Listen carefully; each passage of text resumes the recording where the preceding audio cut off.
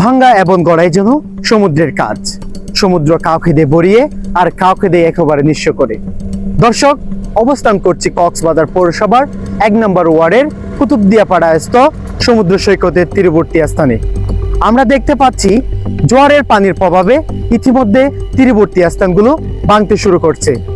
এখন কথা হলো, এই ভাঙ্গন যদি চলমান থাকে তাহলে অল্প কয়েকদিনের মধ্যে হয়তো লোকালয় স্পর্শ করতে পারে।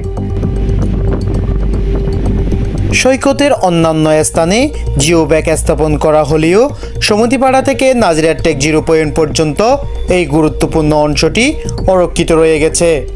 ফলে জোয়ারের পানিতেই ধীরে ধীরে গ্রাস হয়ে যাচ্ছে এই কুতুবদিয়া পাড়ার 60,000 মানুষকে ঢেকে রাখা প্রাকৃতিক এই বেষ্টনী।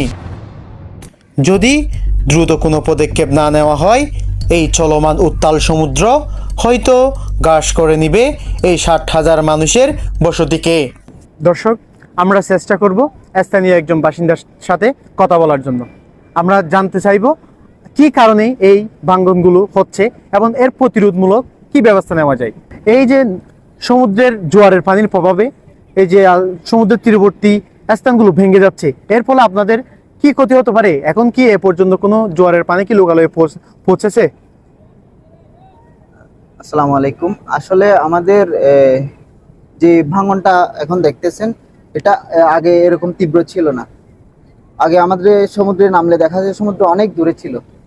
এখন পর্যায়ক্রমে পরিবেশের ভারসাম্য চেঞ্জ হওয়ার কারণে আস্তে আস্তে আমাদের পরিবেশের সাগরের সমুদ্রের পানি লোকালয়ে প্রবেশ করছে। যেমন আজকে অনেকের বাসায় পর্যন্ত প্রবেশ করছে, শুনেছি বা দেখেছি। এবং এই ভাঙনের একটাই প্রতিকার দেখতে পাচ্ছি আমরা, ওই একটু সামনে গেলে দেখতে পাবেন কিছু পলিব্যাগ দেওয়া আছে, এ থেকে সুগন্ধা থেকে আরো ওদিকে দেওয়া আছে।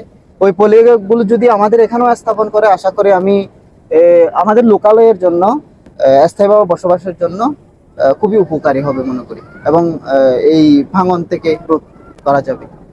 দর্শক, আমরা স্থানীয় বাসিন্দার সাথে কথা বলে জানতে পেরেছি, যদি সমুদ্র সৈকতের এই ভাঙ্গন রক্ষা করতে চাই তাহলে ওই কবিতা চত্বর এবং সুগন্ধা পয়েন্ট, লাবণী পয়েন্টে যেরকম জিও ব্যাগ স্থাপন করা হয়েছে, সেই জিও ব্যাগ এই যে একেবারে নাজিরার টেক 0 পয়েন্ট পর্যন্ত স্থাপন করার জন্য এলাকাবাসীর দাবিদার রাখছে।